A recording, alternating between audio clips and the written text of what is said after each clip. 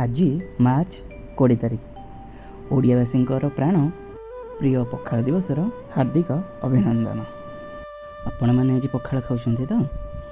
ଆମ ଘରେ ବି ହେଇଥିଲା ଆଜି ଗୋଟେ ଛୋଟ ପଖାଳ ଦିବସ। ଦେଖିପାରୁଥିବେ ବିଭିନ୍ନ ପ୍ରକାରର ଖାଦ୍ୟ ବଢ଼ା ହେଇଛି, ତା ସାଙ୍ଗକୁ ପ୍ରିୟ ପଖାଳ। ଚିଲ୍ଡ ଏସି ସାଙ୍ଗକୁ ପଖାଳର ମଜା ପୁରା ଅଲଗା ପ୍ରକାର। ପେଟ ଶାନ୍ତି, ମନ ଶାନ୍ତି। ବାଡ଼ି ଆଣିଲୁ ଦହି ପଖାଳ। ଦେଖିପାରୁଥିବେ କେତେ ସୁନ୍ଦର ଦେଖାଯାଉଛି। ଦେଖିକି ତ ପେଟ ପୁରି ଯାଉଛି ଆଉ। ଭୃଷୁଙ୍ଗା ପତ୍ର, ଶୁଖିଲା ଲଙ୍କା ଆଉ ପଞ୍ଚଫୁଟଣରେ ମହକି ଉଠୁଛି। ତା ସାଙ୍ଗକୁ ଅଛି ମାଛ ମସଲା। ଖଟା ଦେଇକି ମାଛ ମସଲାଟି ହେଇଛି। ଏଠି ରହିଥିଲା କାକୁଡ଼ି, ତା ସାଙ୍ଗକୁ ମିକ୍ସଚର। ତା ସାଇଡ଼କୁ ଅଛି ପୋଇ ପତ୍ରରେ ପଡ଼ିଥିବା ମାଛ ମୁଣ୍ଡ ଛେଞ୍ଚଡ଼ା। ଏଇଟା ମୋ ମାଆଙ୍କର ଫରମାଇଶରେ ହେଇଥିଲା। ତା କଡ଼କୁ ଅଛି ଦେଶୀ ଅଣ୍ଡାର ଆମଲେଟ୍। ତା ତଳକୁ ସଜନା ଛୁଇଁ ଭଜା, ଆଉ ଏଠି ଅଛି ବିମ୍ ଆଳୁ ଭଜା।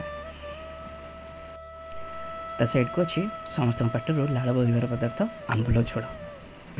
ଏହାକୁ ଦେଖି କାହା ପାଟିରୁ ଲାଳ ନ ବୋହିବ ଯେ। ତା ସାଇଡ଼କୁ ଅଛି ବାଇଗଣ, ଟମାଟୋ ଆଉ ପିଆଜ ଦେଇକିନା ଚକଟା ହେଇଛି।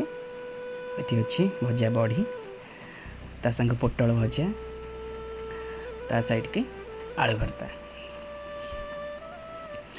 ଏଠି ରହିଛି ଜହ୍ନି ଆଉ ଟମାଟୋର ଦଳା। ଏଇଟା ବି ମୋତେ ବହୁତ ଭଲ ଲାଗେ। ଏଇ 14 ପ୍ରକାର ଆଇଟମ୍ ହିଁ ହେଇଥିଲା।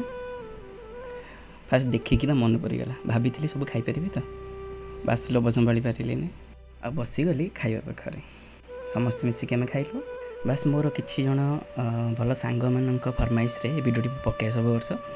ସେମାନେ ଚାହାନ୍ତି ତୁ ପଖାଳ ଦିବସରେ କ'ଣ ଖାଇଲୁ ନିହାତି ସେୟାର କରିବ। ତ ମୁଁ ଭାବେ ପର୍ସନାଲି କହିବା ଅପେକ୍ଷା ଗୋଟେ ଭିଡ଼ିଓ ପକାଇଦେବି।